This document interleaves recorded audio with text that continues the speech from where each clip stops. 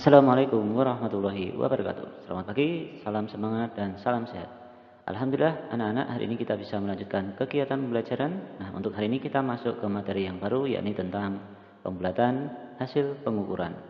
Seperti apa materinya? Silakan disimak dan jangan lupa siapkan alat tulis untuk mencatat hal-hal yang penting. Alat ukur panjang. Ada 4 macam alat ukur panjang yang akan kita pelajari. Yang pertama, mistar atau penggaris. Ukurannya relatif kecil, skalanya antara 0 sampai 30 cm. Ada 2 skala yang biasa digunakan, yakni cm dan mm. Biasa digunakan untuk mengukur benda-benda yang berukuran kecil, seperti alat tulis. Berikutnya ada meteran gulung, digunakan untuk mengukur panjang atau lebar suatu tanah atau jalan. Kemudian ada meteran pita atau pita meter. Biasa kita temukan di penjahit, digunakan untuk mengukur kain. Kemudian ada meteran saku, digunakan tukang untuk mengukur kayu, kemudian panjang ruang atau lebar ruangan. Selanjutnya ada alat ukur berat. Yang pertama adalah timbangan beras, digunakan untuk mengukur benda-benda yang ada di dalam karung, seperti beras, jagung, atau hasil panen yang lain. Kemudian ada timbangan duduk, digunakan oleh pedagang untuk menimbang dagangannya. Ada timbangan pasar, sama fungsi dengan timbangan duduk, digunakan untuk mengukur benda yang akan dijual. Kemudian ada neraca, timbangan neraca. Ini digunakan untuk mengukur benda-benda yang berukuran kecil seperti perhiasan emas. Ada timbangan digital. Ini juga bisa digunakan untuk menimbang emas, namun sering digunakan untuk menimbang adonan, baik adonan kue maupun adonan bahan makanan yang lain. Dan yang terakhir adalah timbangan badan, digunakan untuk mengukur berat badan manusia.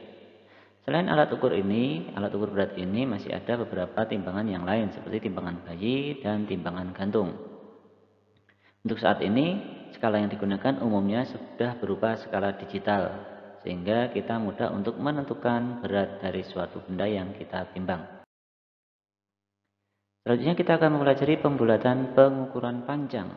Silahkan disimak, di sini Pak Guru punya sebatang pensil atau pulpen ini dan sebuah penggaris.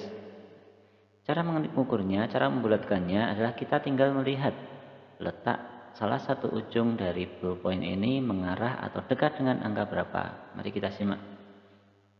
Nah, ternyata ujung dari ballpoint ini dekat dengan angka 10, sehingga panjang dari ballpoint ini kira-kira 10 cm.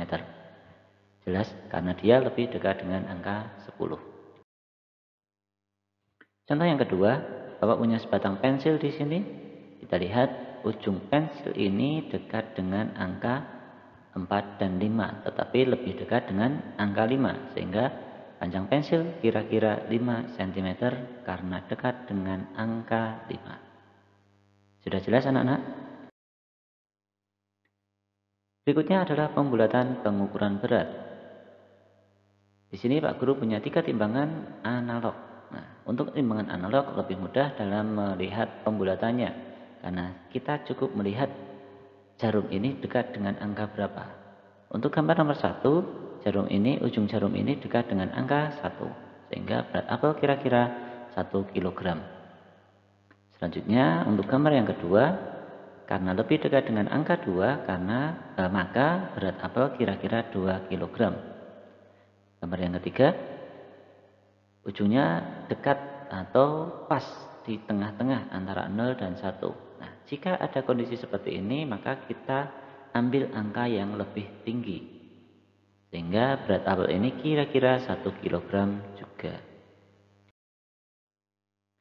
Pengukuran berat yang kedua, seandainya kita menemukan skala digital dalam timbangan tersebut, maka aturannya adalah ini. Kita harus ingat angka acuan pembulatan yang pernah kita pelajari pada materi sebelumnya. Untuk mengingat, Pak Guru sudah siapkan di sini. Jika angka di belakang koma 1, 2, 3 atau 4, maka pembulatannya ke bawah. Artinya angka depan tetap dan angka yang di belakang koma hilang. Sedangkan jika angka di belakang koma 5, 6, 7, 8 atau 9, maka pembulatan ke atas. Angka depan dinaikkan 1 atau ditambah 1 dan angka di belakang koma hilang. Contoh, di sini Pak Guru sudah punya 3 timbangan digital dengan masing-masing hasil ukurnya. Untuk gambar yang pertama kita lihat angka di belakang koma ada di kelompok pertama, di kelompok atas, maka pembulatan ke bawah. Angka di belakang komanya hilang, angka di depan tetap. Sehingga pembulatan yang tepat untuk 6,3 adalah 6 kg. Kira-kira berat sayuran adalah 6 kg. Gambar yang kedua, 5,7. Angka di belakang koma masuk dalam kelompok kedua, maka kita bulatkan ke atas. 7 hilang, 5 naik 1 menjadi 6 kg juga. Maka berat sayuran kira-kira 6 kg. Untuk gambar yang ketiga skalanya agak berbeda. Nah, cara membacanya bagaimana? 4 kg 5 ons itu nilainya sama dengan 4,5 kg. Nah, tanda kilogram ini kita ganti dengan koma. Sehingga 4,5 kg 5 ada di kelompok kedua, kita bulatkan ke atas menjadi 5 kg. Berat sayuran kira-kira 5 kg. Nah, silakan disimak sekali lagi. Sudah jelas bukan? Cukup kita bandingkan dengan angka acuan. Jika ada di kelompok pertama, maka kita bulatkan ke bawah. Jika ada di kelompok kedua, kita bulatkan ke atas. Baik, kita akan melakukan latihan soal. Tenang, untuk latihan soal ini akan Pak Guru bahas. Jadi kalian akan lebih paham jika memperhatikan dengan sungguh-sungguh. Gambar yang pertama, potongan penggaris dan sebatang pensil. Gambar yang kedua, ada potongan pensil dan potongan penggaris. Pertanyaannya, berapa kira-kira panjang seluruh pensil warna di samping? Nah, pada gambar di samping, ada dua ukuran yang harus kita hitung jumlahnya. Maka soal ini termasuk soal penaksiran. Cara menjawabnya, karena seluruh, maka harus kita jumlah. Pensil pertama kita jumlah dengan pensil kedua. Pensil pertama panjangnya, nah ingat kalau seperti ini kita cukup melihat ujungnya ada atau dekat dengan angka berapa.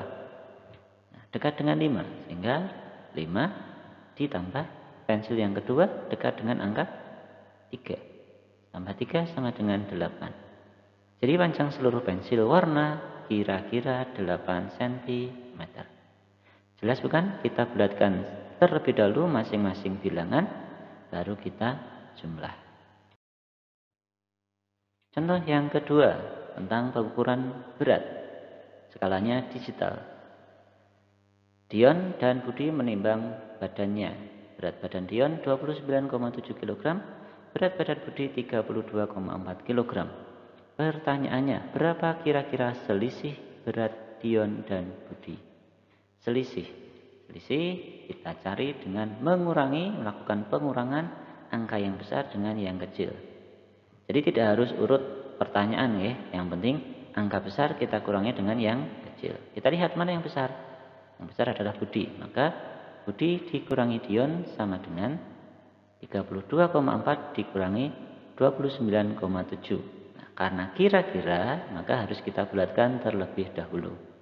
32,4 menjadi 32, 29,7 menjadi 30. Hasil pengurangannya adalah 2. Sehingga selisih berat badan Dion dan Budi kira-kira 2 kg.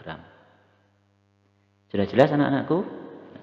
Ini materi yang terakhir untuk semester 1. Silakan dipelajari kembali materi-materi yang lain.